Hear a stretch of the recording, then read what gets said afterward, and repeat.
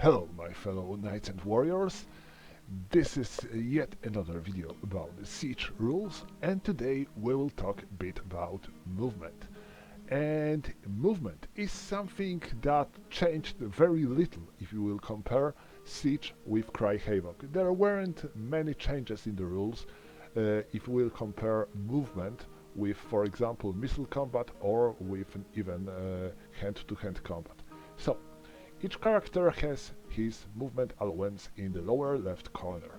Notice that original Siege game had still these movement values lowered.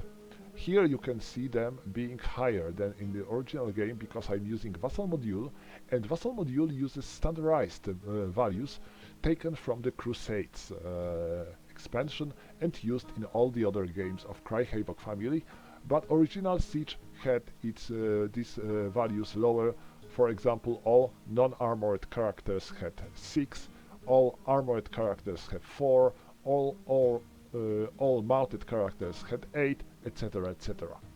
So, you can move with your characters, but you have to finish movement of the first character before you are going to move with another. So, for example, you cannot move 1, 2, 1, 2, 1, 2. No, you have to move him first before you are going to move another character.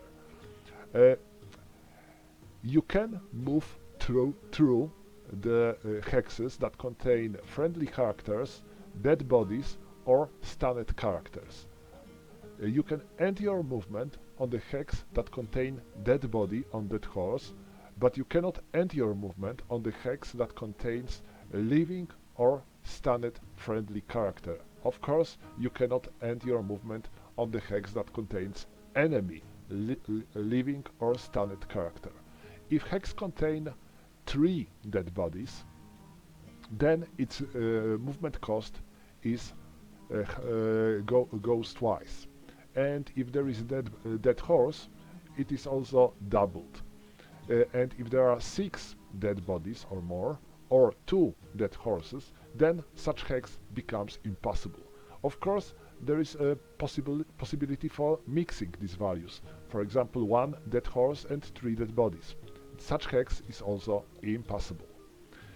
There are no zones of control in this game, so you can move around enemy characters as you like. They cannot stop you from moving anywhere around them as long as you have enough movement points to enter such hexes. To enter any hex, you need to check its movement cost, and notice that many hexes are impossible for horses. So, mounted characters might have more movement points, but they have a lot of limitations when it comes to terrain, and there are many hexes that they cannot enter. So sometimes you might like to dismount. When you want to dismount, you have to declare this at the beginning of your movement, not later, but you have to do it right when you are starting your move. And then you have to spend all your movement points to dismount. You are taking foot version of your warrior, and you place him anywhere on the adjacent hex to your mounted character, and then you change your mounted character on the dismounted horse. Now your man can move starting with the next turn as he likes using movement character, and his horse remains there. If he will find any other horse, he might also mount such a horse, but you cannot mount a horse when you are wounded. This is an interesting case, because you can be wounded when you are on horse, and that's fine. But if you are wounded and you are dismounted, then you cannot mount a horse again. You need to remain on your foot because you are too weak to mount the horse again. Such a horse can be led. If there is a character on the adjacent hex to the horse, he may declare that he wants to lead such a horse, and then he moves and horse follows him normally. Of course, you cannot enter hexes that are impossible for mounted characters with such a horse as well. I guess that's pretty clear. For example, here you have a trench. A trench is an interesting case because you can move through the trench with a mounted character, but you cannot stop on the trench. So, for example, he would be able to move like that, but he cannot end his movement like that or like that. This is a very important thing when it comes to the trench. When it comes to the movement of the mounted characters, again, just like in the Cry Havoc, game is not clarifying this much.